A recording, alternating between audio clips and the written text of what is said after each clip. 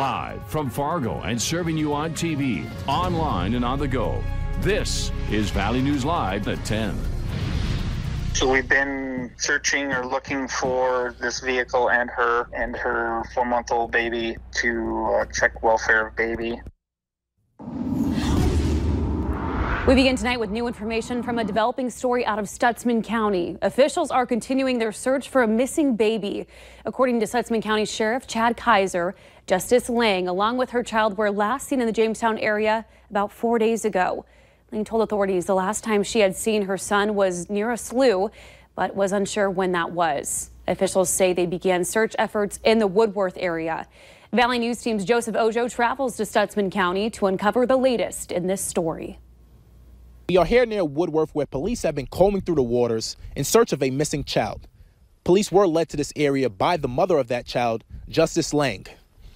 The baby, along with the mother and her grandmother's pickup truck, had been missing since Monday, according to authorities. Early Friday morning, the mother of the child was found by a farmer, who then brought her to Carrington, where police were contacted and where she was reunited with family members. The North Dakota Highway Patrol assisted on ground and patrolled the area, later finding the pickup about 4 miles from where Lang was picked up.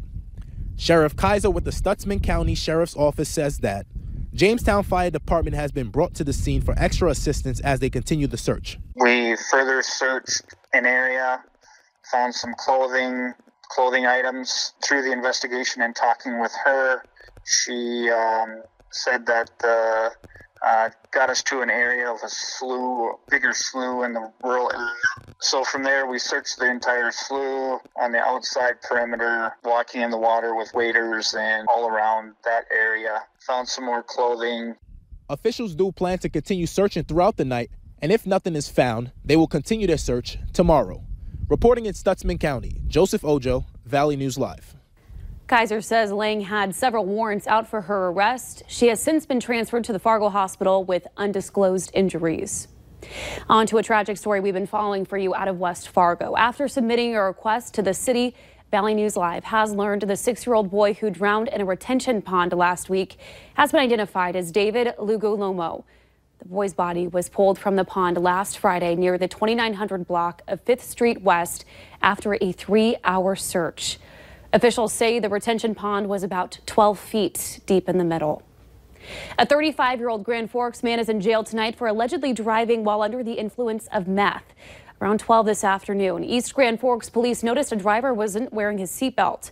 Officers noticed behavior that led them to believe the man was under the influence of drugs.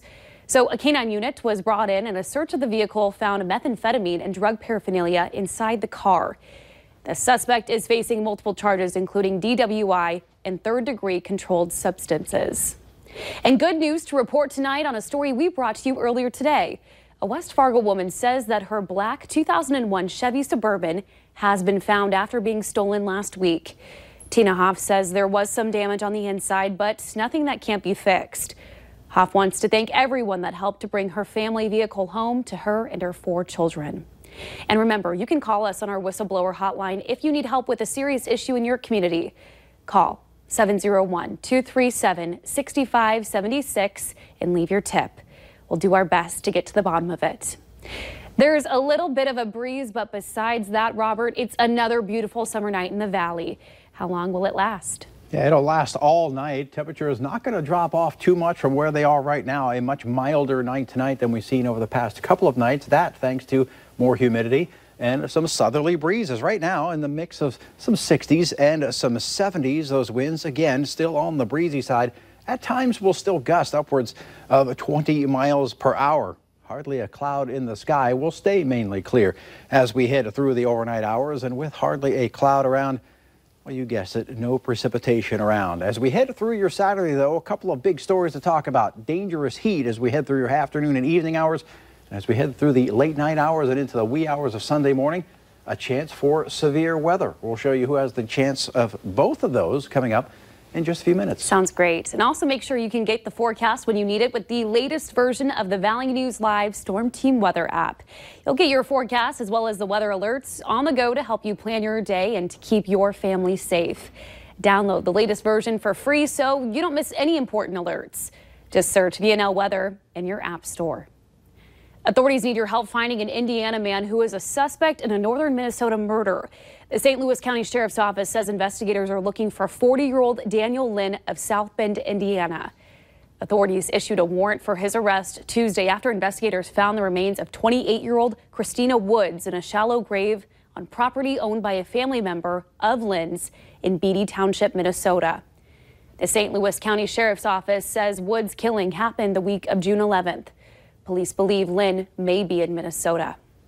Police released the name of the person killed in an officer-involved shooting. The man is identified as 26-year-old Daniel Fuller of Devil's Lake. Police say Thursday afternoon, officers responded to a call of a suspicious suspect. They found a person matching the suspect's description in the Southview Estates trailer court. An officer's gun fired during a struggle as police tried to take the person into custody, resulting in the suspect's death.